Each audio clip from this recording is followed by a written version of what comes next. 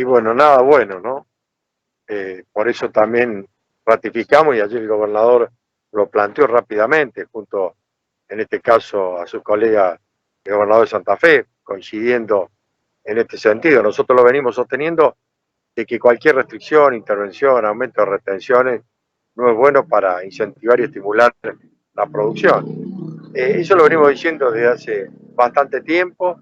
Creemos que la retención es una herramienta impositiva muy mala porque penaliza la producción, no la incentiva.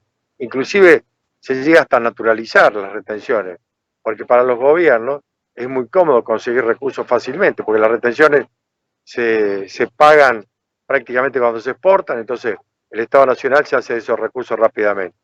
Nosotros creemos, y lo hemos planteado y lo venimos planteando, que hay que ir por una eliminación gradual de las retenciones a cuenta de ganancias, que el productor, si recibe más ingresos, pague ganancias, y obviamente si el productor tiene más plata en el bolsillo, ¿qué hace el productor? Porque el productor es un sujeto capitalista por excelencia, y lo decía Gustavo recién, invierte todo cuando gana en el lugar donde vive. Y por eso a nuestros pueblos, cuando al campo le va bien, también a nuestras ciudades le va bien. Y eso es lo que hay que defender. Por eso ante cualquier situación como esta, obviamente nosotros vamos a estar levantando la voz y rechazando cualquier medida, porque inclusive creo que es un camino totalmente equivocado. Bueno, en ese sentido, ojalá que ahora que hay un equilibrio en el Congreso, que no hay mayoría absoluta, podamos discutir un esquema que vaya en el sentido indicado, digamos, un esquema tributario mucho más progresista, no regresivo como es el esquema de retenciones. Insisto, esto hay que evaluarlo. No hay ningún país de América ni de Europa que tenga retenciones a las exportaciones agropecuarias. Entonces creo que, ¿por qué tiene que existir en Argentina? La verdad es que contra eso, sobre todo los que vivimos en provincias como Córdoba, tenemos que tratar de levantar la voz y pelear por eso. A Córdoba se le fueron el año pasado más de 3.000 millones de dólares del bolsillo de los productores en materia de retención. Entonces, es hora de cambiar ese camino. Es hora de plantear un esquema distinto, porque aparte la pandemia nos ha enseñado de que hay muchos motores que van a quedar averiados y el único motor que ha quedado intacto para sacar al país hacia adelante, por lo menos para producir más y exportar más, es el sector agroalimentario y industrial. Entonces ese sector, en lugar de penalizarlo, maltratarlo, lo que hay que hacer es protegerlo y reconocerlo. Ministro, quería preguntarle porque siempre tratamos de tener una mirada, bueno, recién decíamos de lo localista, pero también de lo globalizado. Sabemos que el sector agropecuario se ve siempre influenciado por todo lo que ocurre a nivel internacional, sobre todo por el precio, los commodities y demás. En esa línea, con el impacto que está teniendo la guerra, digamos, entre Rusia y Ucrania, y vamos viendo también el impacto de la sequía, digo, ¿cómo repercute eso y cómo ve el clima y la emoción, si se quiere, del productor en medio de este momento? ¿Cómo es el termómetro, si se quiere, del ánimo del productor en este contexto? Yo visualizo en el productor mucha incertidumbre y desconfianza. Y esas son dos cosas que obviamente dificultan cualquier decisión que pueda hacer el productor. Fíjate vos que nosotros estamos ya previo a una decisión de sembrar trigo. El trigo hemos pasado de tener 6 millones de toneladas en los últimos años a tener prácticamente 22 millones de toneladas el año pasado. Prácticamente 13 millones se han exportado a distintos países, y en Brasil el más importante, a varios países del mundo. Ahora fíjate vos que a la hora de tomar una definición el productor y sembrar más, y en definitiva lo que nos va a permitir, si acompaña el clima, producir más y tener más posibilidades de exportar, ante esta incertidumbre yo no sé qué va a hacer el productor. Seguramente el productor se va a retraer de tomar decisiones y avanzar fundamentalmente en mayor superficie sembrada.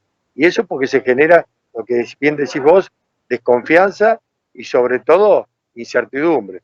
Y eso pasa porque hay un gobierno que está tomando decisiones un día o diciendo una cosa y haciendo otra.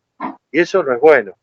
Y más allá de la guerra, que la verdad no nos causa ninguna alegría, al contrario, eso produce una tristeza enorme ver cómo de pronto en el siglo XXI podamos tener este tipo de decisiones absolutamente impensadas.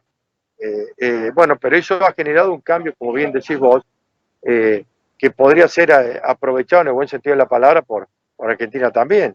Pero bueno, creo que si nosotros no generamos, vuelvo a repetir, políticas públicas, previsibles, consensuadas, saber a qué atenernos, creo que vamos a entrar en un terreno de mucha dificultad. Así que yo brego fundamentalmente por cambiar las reglas de juego, porque hay un modelo de gestión, y en esto me parece que tiene que ver con que el de gran desconocimiento que se tiene en el interior productivo. A veces, cuando uno habla con los medios nacionales, y ayer me ha pasado también porque tuve el requerimiento de ellos, pensando en lo que decíamos los cordobeses, me doy cuenta que desconocen absolutamente lo que pasa en nuestro interior. No saben, creen que el productor es una persona que gana mucha plata permanentemente. Y fíjate vos que las retenciones, y creo que ustedes lo decían también, estamos en un contexto de un año que ya ha mejorado mucho, pero fue un año, y sobre todo en el caso de la soja de primera y de maíz de primera, en muchas zonas de Córdoba y en muchas zonas de Santa Fe y Buenos Aires, va a tener dificultades, sobre todo en el rinde. Y a veces a lo mejor los rindes que van a ver y se están viendo en algunas ya primeras cosechas, por ejemplo el caso de maíz de primera, no van a alcanzar para costear los costos de producción. Igualmente, ante esa situación el productor paga retenciones, en el caso de la soja el 33%. Por lo tanto es totalmente absurdo de que aún perdiendo el productor tenga que pagar. Me parece que hay muchas medidas que se hacen porque se desconocen y tienen también que ver con este desequilibrio que tiene la economía, y alguien tiene que tener la culpa y se mete rápidamente la mano en el bolsillo nuevamente en el productor. Porque todos sabemos también que cuando se habla de desacople de precios internos o el valor de los commodities, la verdad que no resuelve los temas. Lo hemos visto con el tema de la carne. La restricción de las exportaciones de carne no hizo que ninguno de nosotros comprara la carne más barata. A lo mejor pudo beneficiar a algunos lugares de Recoleta o el Gran Buenos Aires, algunos supermercados que sí pusieron por precios cuidados un precio de la carne distinto, pero la gran mayoría de los argentinos, o nuestras barriadas en Córdoba, importantes, siguieron pagando el precio de la carne a los valores que pagaban. Va a pasar lo mismo con la leche, va a pasar lo mismo con el pan. Creo que con estos retoques o estos parches que se quiere hacer, no resuelve el problema de fondo de la macroeconomía. Porque la macroeconomía tiene un problema que es la inflación. Y la inflación tiene que ver con esto del déficit fiscal y de gastar más de lo que ingresa. Y hasta que no se corrija eso, obviamente que va a haber inflación, y la inflación genera en el bolsillo, sobre todo los que tienen ingresos fijos, obviamente que los que ganan no les alcanza para comprar los bienes que necesita para consumir.